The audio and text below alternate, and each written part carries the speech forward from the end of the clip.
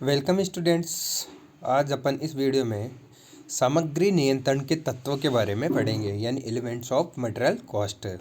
तो सबसे पहले अपन सामग्री की जो प्रोसेस है क्रय की, यानी परचेज अपन कैसे करेंगे और उसकी प्राप्ति कैसे करेंगे, ये मेन आधार हैं इस चैप्टर के।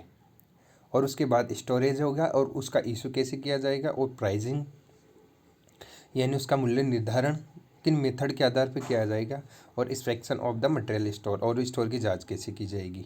तो सबसे पहले अपन बात करेंगे कि उत्पादन मेन कितने डिपार्टमेंट होते हैं।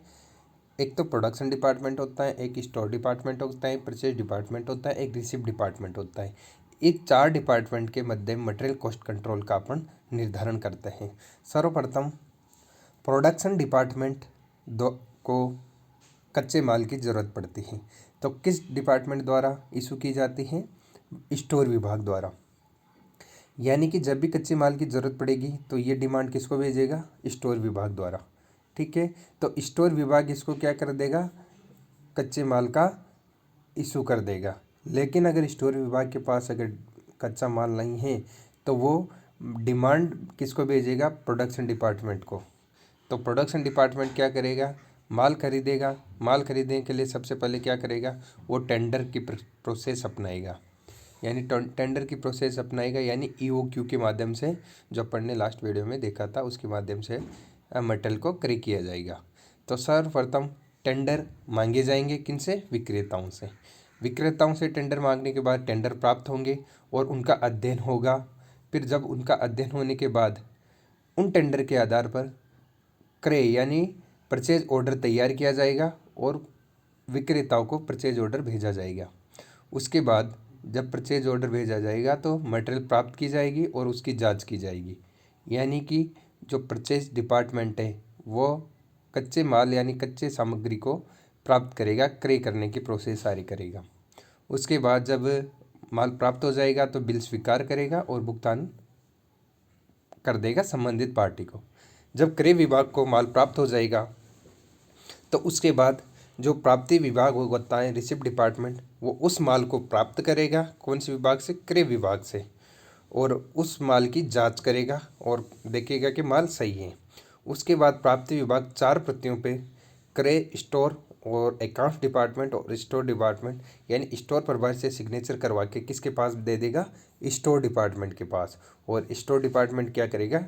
टाइम पे अपने कच्चे माल को कौन से विभाग को दे देगा? उत्पादन प्रोडक्शन डिपार्टमेंट को, ताकि फाइनल मटेरियल तैयार की जा सके। ये सारी प्रोसेस होती हैं सामग्री प्राप्त करने की और उसको इशू करने की। तो अपन इसमें देखेंगे कि क्रय मांग पत्र क्या होता है। क्रय मांग पत्र उत्पादन विभाग या स्टोर विभाग से प्राप्त हो सकता है और स्टॉक विभाग 3 प्रतियों में मांग पत्र तैयार करेगा और एक प्रति क्रय विभाग को, दूसरी उत्पादन विभाग को, तीसरी अपने पास रखता है। ऐसे ही क्रय आदेश ये विभाग बनाता है, यानी जो क्रय आदेश बनाएगा वो परचेज डिपार्टमेंट ही बनाएगा और इसकी एक प्रति व्यापारी को जाएगी और दूसरी अकाउंट्स वाले को जाएगी, तीसरी स्टोर और चौथी अपने पास रखता है। तो ये सारी प्रोसेस है अपनी मटेरियल प्राप्त करने की और इशू करने की। अब अपन बात करेंगे जो प्राप्त सामग्री है उसका स्टोरेज किस प्रकार किया जाएगा, यानी 3rd चरण है अपना एलिमेंट्स का। तो भंडार गृह एवं सामग्री की स्थिति कैसे होनी चाहिए? कारखानों के मध्य सभी विभागों में दूरी समान होनी चाहिए, यानी जो स्टोरेज डिपार्टमेंट है आपका वो कारखानों से ज़्यादा दूरी पर नहीं होना चाहिए ताकि मटेरियल इशू करने में आसानी रहे। दूसरा है सांकेतिक संख्या और चिन्हों का प्रयोग होना चाहिए, यानी जब स्टोरेज डिपार्टमेंट में अपन मटेरियल को रखेंगे तो एक विशेष कोड होगा या विशेष चिन्ह होगा, उसके द्वारा सामग्री को विशेष खाने में रखा जाता है, तो वो कोड नंबर या चिन्ह निश्चित कर देना चाहिए। संग्रहालय में सामग्री को रखना, एक सामग्री को यथा समय स्थान पर रखना चाहिए, जैसे बिन है, पत्रक है, बिल रैक है, दरार है, अलमारी है।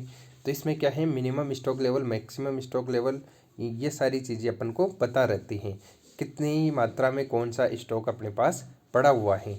तो ये अपन को संग्रहालय में सामग्री रखना चाहिए। 4th है आपका स्टॉक नियंत्रण पत्रक।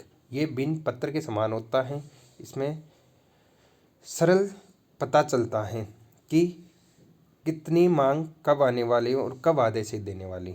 यानी कि एक स्टॉक पत्र भी होना चाहिए जिसको अपन सरल रूप से पहचाना जा सके कि कौन सी सामग्री कब आनी है और कितनी मात्रा में आनी है और वापस कितनी मात्रा में अपन को ऑर्डर देना है। सामग्री विक्रेता को लौटाना, आदेश के अनुसार माल प्राप्त नहीं होता है तो सामग्री को अपन लौटा सकते हैं।